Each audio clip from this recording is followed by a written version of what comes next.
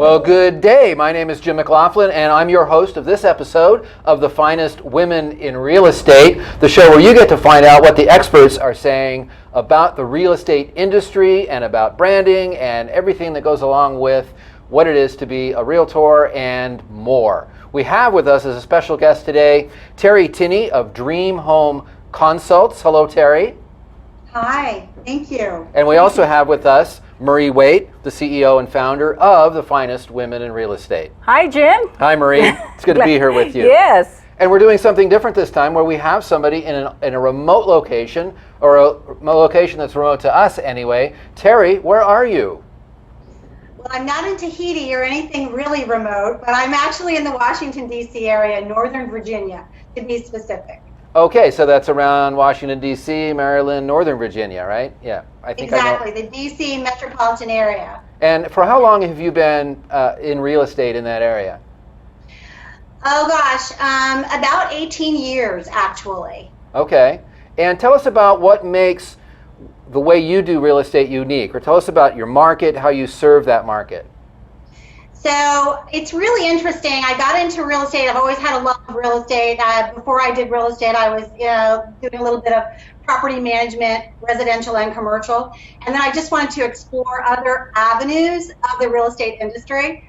So I got my real estate license and I hopped into resale for 5 minutes, because once I came across new construction and realizing that I could really, from the ground up, make people's dreams come true, I got into that and I've never looked back.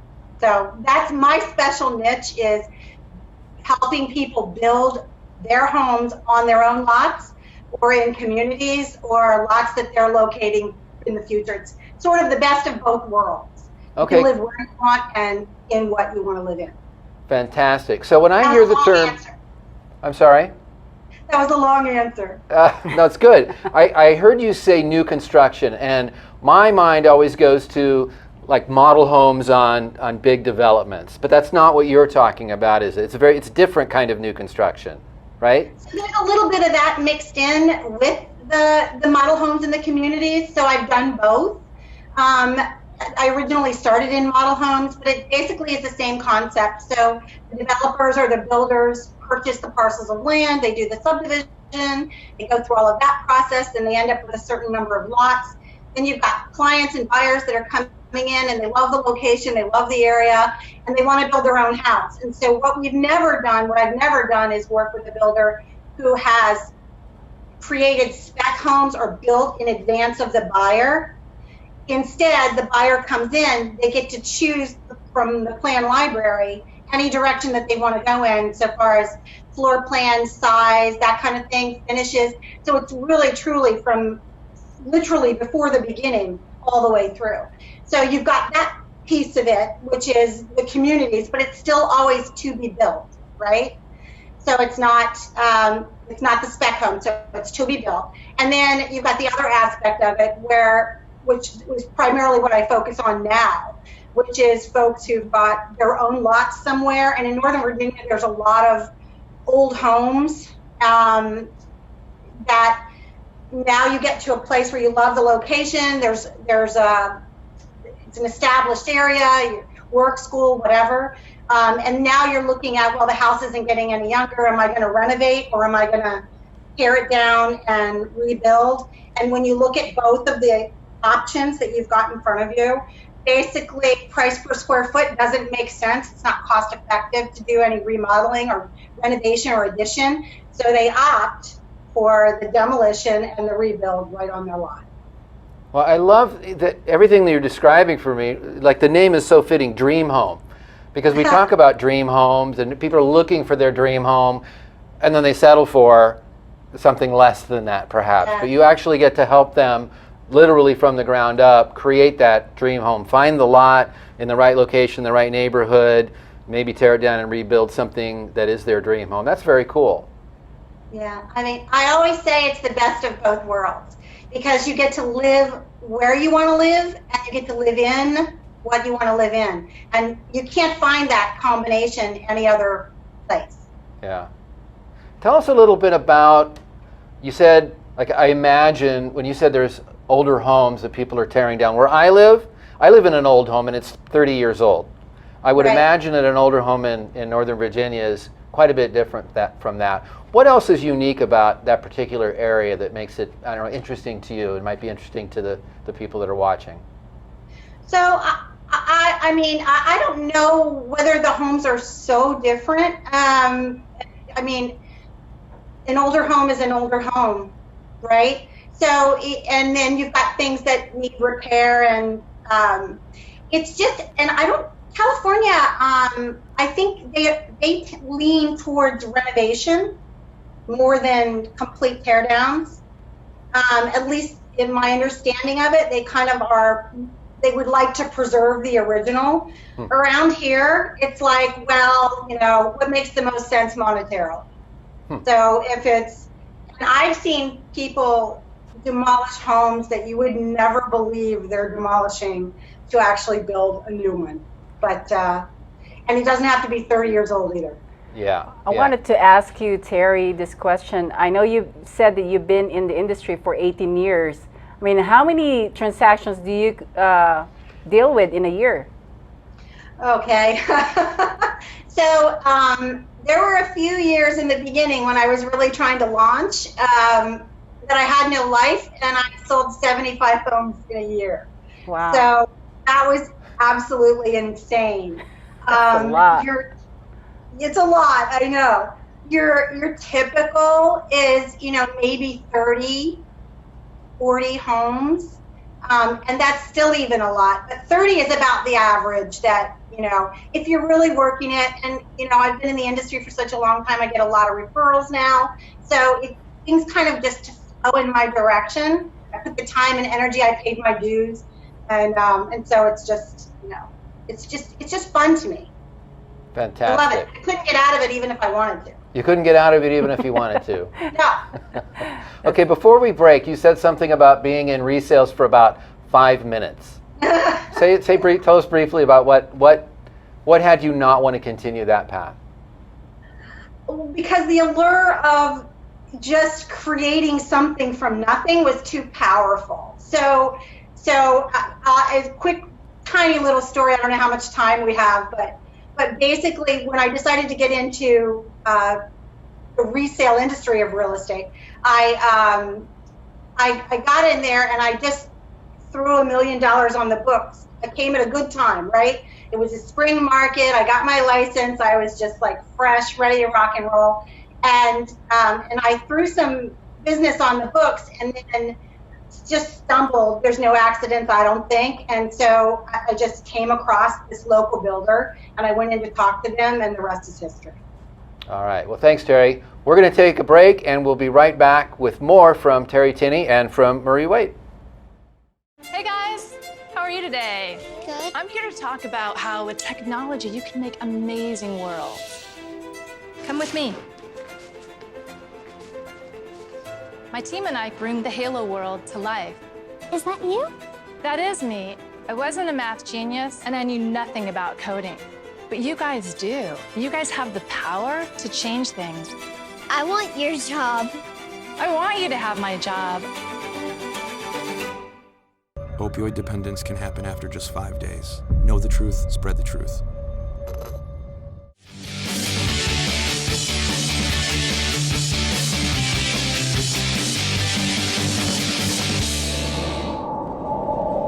And welcome back to the next section of this episode of The Finest Women in Real Estate. I'm your host, Jim McLaughlin, for this episode, and I'm here with Marie Waite and Terrie Tinney. So we've been talking about land development and custom home building and having people find their dream home, where Terrie is located in the Washington, D.C. area. Marie, you've had some dealings with land development in California, and you're currently involved in putting some projects together. Tell us your perspective on that. Well, what I'm seeing are the land developments are happening in the Riverside County because the city itself is looking for more rooftops. So the projects that are being offered to people right now is really mostly in the area of San Jacinto. You're talking about the Paris area, the Moreno Valley area. That is where the demand is. So a lot of the developers, they're looking for R1 lots in that area, and I think for people that wanted to invest, definitely that is a good opportunity for them. Okay, fantastic. What is it about those areas that makes them more attractive right now? Well, the thing is, in the San Diego County area, it's the homes are very expensive. So a lot of the middle income homeowners, they're moving out of San Diego and they're trying to find a larger home, or affordable homes that they can buy. So the Riverside County is really where they can find that. Okay, I get it. It's a little bit further out of town. Yes. But you get more for your money, and so you have a different quality of life. You have a quality of life that you might Yes. not have as a renter in a more densely packed, established They just have to urban add area. more commute, but basically they're around like an hour away from San Diego County if they're working in this town. Yeah, it takes a little bit of commute. Interesting idea about that commute. It's something that's important to just about everybody. Terrie, what can you tell us about commute times and what it's like? What's the lifestyle in that particular area compared to what we know in California? I mean, it's similar. It's a busy place out here. We have the highways look exactly the same. They're always packed at rush hour. There's never enough lanes. It's exactly the same. And I was listening to Marie describe some of the areas out there, and that's typical here as well. You've got some pockets that are really close in and it's extremely expensive to live. And then you've got the folks who are willing to move out a little bit further for a bigger bang for their buck. And they just have the commute is just a little bit longer. We've got, metro and the trains and a lot of those types of things in the area. So you can kind of move out fairly far and still grab a train and go into town or get a little bit closer to the DC area. I mean, so far as the market is concerned, we're definitely in a very bustling spring market right now. It's very healthy. Whether you're in resale or your new construction, there's no issues. But the closer you get to DC, obviously, the higher your values are, and the more expensive your real estate is. Okay. So tell us a little bit about a little shift in the topic here. As far as you being an expert in your field, I know from working with realtors myself as a business coach, I know that they face particular challenges. And I always like to know what is the challenge that you love to take on that you think you can take on just about as good or better than anybody else? Like as a way of distinguishing the kinds of challenges or who you are in the marketplace as a realtor. Right. So that's a really great question. Since I'm not in the resale arena, I'm specifically outside of that. They have their own set of challenges.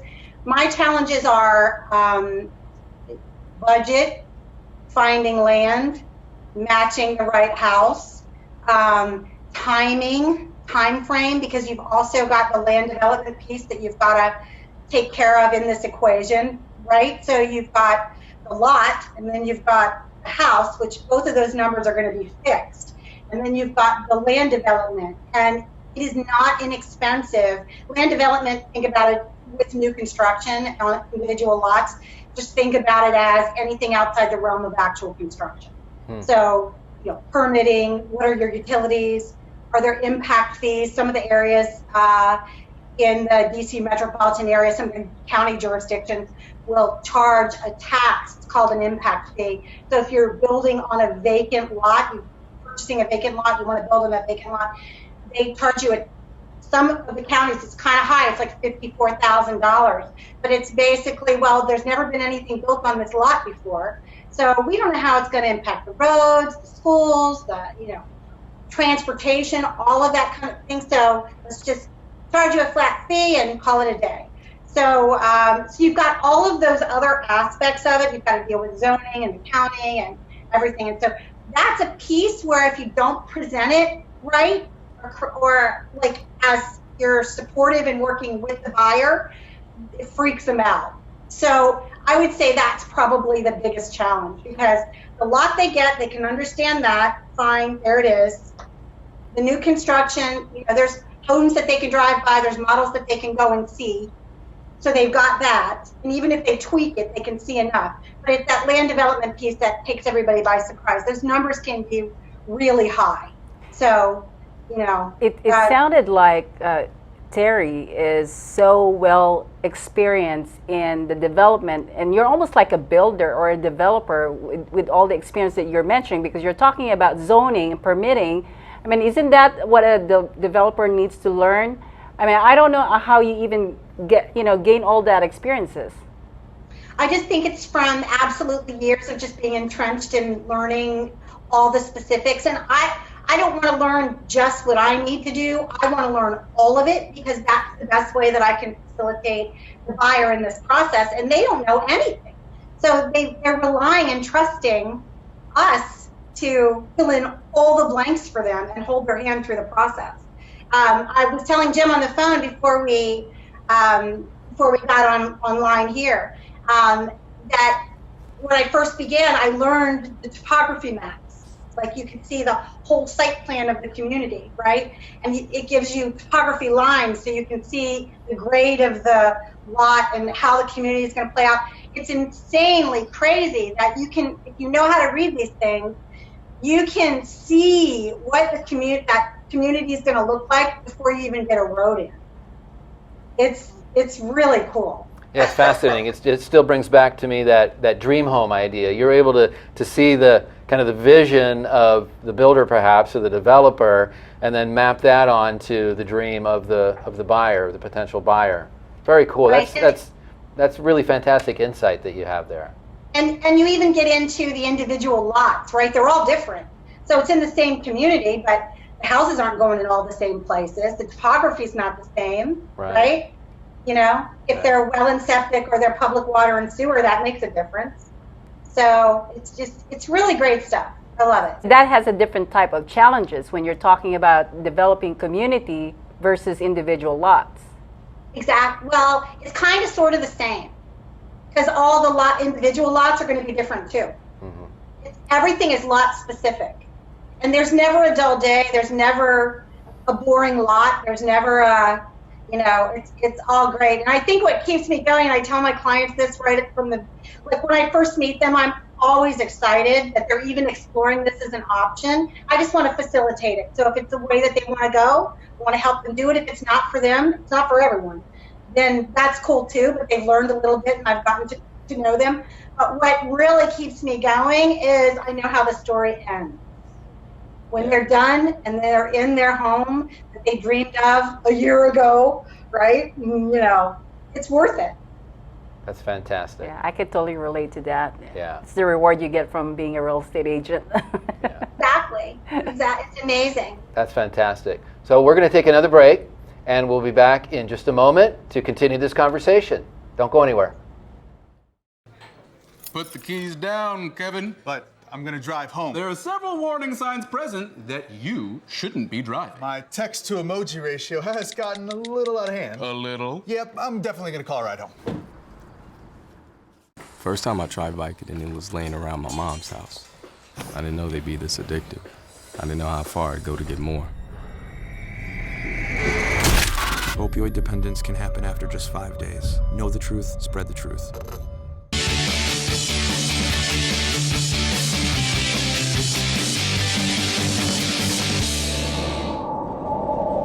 And welcome back to the Finest Women in Real Estate. I'm Jim McLaughlin, your host of this episode, and we've been talking with Terrie Tinney of Dream Home Consults, all about new home construction, whether it's from the ground up. Well, that's really where it starts, isn't it, Terrie? It starts from the ground up and having that dream be realized. And we've been also hearing from Marie as to her comments about land development as well. And Terrie, this is the final segment. We want to give you a couple minutes to just wrap things up and give us your thoughts, anything that we didn't cover in the previous segments. The floor is yours. I mean, it's always awesome to be on the show with Marie and Jim. Wonderful, absolutely wonderful to meet you as well. We covered a tremendous amount of ground with in the first two segments, and I mean, I guess my final thoughts are kind of it's just an amazing experience to go through something like this. It's really creating what you want in your home, that you cannot check all the boxes and get in looking for resales. And resale is great as well, but for the few who want to build, this is just the perfect way to go. You can get exactly what you're looking for in your home. Fantastic. So if I wanted to find somebody in my own community that did what you did, can I contact you to help me find that person, or I could look you up on fireupconnect.com and connect with you that way? Would that be okay? That would be amazing. I've got connections all over the country, so you never know. We can make a match with a builder and a location for you as well. All right. I may be giving you a call. All right. She's got a lot of resources, so I think that's going to be amazing. Okay, fantastic. Well, I want to start to wrap things up here by thanking our sponsor, Fire Up Connect, which is Marie's networking brainchild that has gotten me involved in a lot of Marie's operations, and it's very exciting to be in Marie's world with all the amazing things that she touches. You can look at finestwomeninrealestate.com for more information. And also, I want you to know that this program is available 24/7 on demand on the EANTV network. So share it with your friends. Tune in for other great programming. And follow the Finest Women in Real Estate on Twitter at the sign at Finest Women RE. Is there anything else that you'd like to share to bring us home, I think Marie? that's amazing. Thank you so much, Oh, you're very Jim. welcome. It's been my pleasure to be your host for this program.